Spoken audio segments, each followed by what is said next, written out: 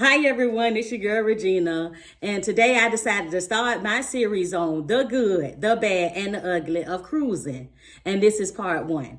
I am an advocate cruiser. Cruising is my first choice of vacationing. I just was on the Carnival Horizon back in January, the end of January, beginning of February, and I'm actually getting ready to go on a Carnival Conquest on April the 12th. We leave on April the 12th. So I was actually printing my tags for my ducks because I always had ducks on my cruises. And I came across a video where a young lady, I don't put people's name out or anything like that. If y'all seen the videos in the comments, say I saw it too. So the young lady was on the Carnival Freedom.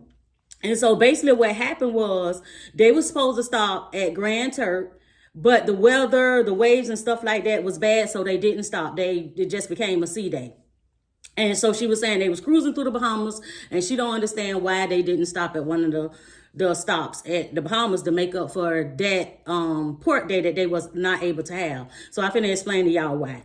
Okay, so number one, when you book your cruise, at the end of the cruise, the booking of the cruise, before you hit pay, it's a box that you check. Everybody check this box, especially with Carnival. I know I book all my cruises through Carnival. I don't book through other cruise lines. It's always the last box that you check, and it said, I acknowledge the terms and conditions of cruising. And you check it because that's the only way you're going to make your deposit, your payment. So you check that box saying that you understood. Okay, so problem number one, they did not stop at the port of Grand Turk, which is a very nice port. I've been there twice, so I understand how she felt when she said that she was really looking forward to stopping there. It's nice. It's a beach. You can walk right off the pier and go right to the beach. It's a nice stop. I can understand where she's coming from. But in that terms and that condition, it says that Carnival have the right to change the itinerary at any time. Anytime. That's including while you're on your cruise. Carnival just had the Carnival Magic run into the pier in Cozumel. I was there 2 weeks before this in Jamaica. It ran into the pier in Jamaica. I was actually in Jamaica 2 weeks before that happened. So I done seen the docks. I done seen that pier. So I fully understand why Carnival will not pull their boats in the dock if the wind is bad, the waves is bad. They're not finna risk tearing up another one of their boat and have to do those type of repairs. So Carnival right now is kind of shaky about this wind and these waves, and I'm pretty sure they're gonna pull some ports because of that. So, and guess what? They have the right to do it. So she was saying, what is Carnival gonna do for them in order for her to go back to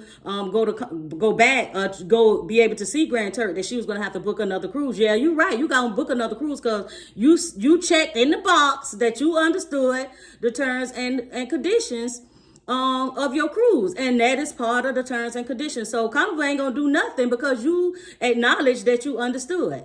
Okay, and the next point that she made, she said that they were sailing through Bahamas, and she don't understand why they didn't stop at one of the stops in the Bahamas. Me, as an experienced cruiser, if you going through the Bahamas, you either leaving from your port or you on your way back to the port. So meaning that they was leaving Grand Turk. So I'm assuming if they cruising through the Bahamas, they on their way back. So you back at the end of your cruise. Okay, so Carnival is not gonna stop at a random port because they missed the port of call. They're not gonna do that. The reason why is they're not gonna stop in Nassau because Nassau port only holds so many boats, and those boats are already booked months, weeks, days in advance. So it's no place for the boat the dock. They're not gonna stop in Freeport. Again, it's only a couple of boats that can get into that port. They're not gonna stop in Bimini. I'm there next month. It's only one boat in dock per day at these stops. These boats are already booked in advance, months, years, weeks, however days. They already booked way in advance for these stops. So if you're unable to stop at one of your port of calls and you going through another spot like the Bahamas and you feel that the boat should have stopped at one of those stops, they're not gonna stop. They're gonna keep right on going, and they're gonna take you right on back, and you just had a whole bunch of sea days. You can't be mad at any of the cruise lines because you did not read your terms and conditions. They're not going to refund you no money. None of that. None of that is not going to happen because guess what? They're going to send you a copy of their terms and conditions. So that is part of the bad part of cruising. The cruise lines actually have the right to change the protocols, the itinerary, all of that. Before you go on the cruise, while you're on the cruise, during the cruise, they have the right to do that, and you sign the terms and conditions. If you want to see more videos on the good, the bad, and the ugly of cruising, make sure you hit that like button, leave a comment. Also hit that follow button so that I can put some of these in on the playlist. I need about 2,000 more followers so that I'll be able to do that. So that's the good, the bad, and the ugly of cruising. The cruise lines can change your itinerary while you're on the boat, and you can actually port day can actually turn into a sea day. Until next time, you guys, keep cruising.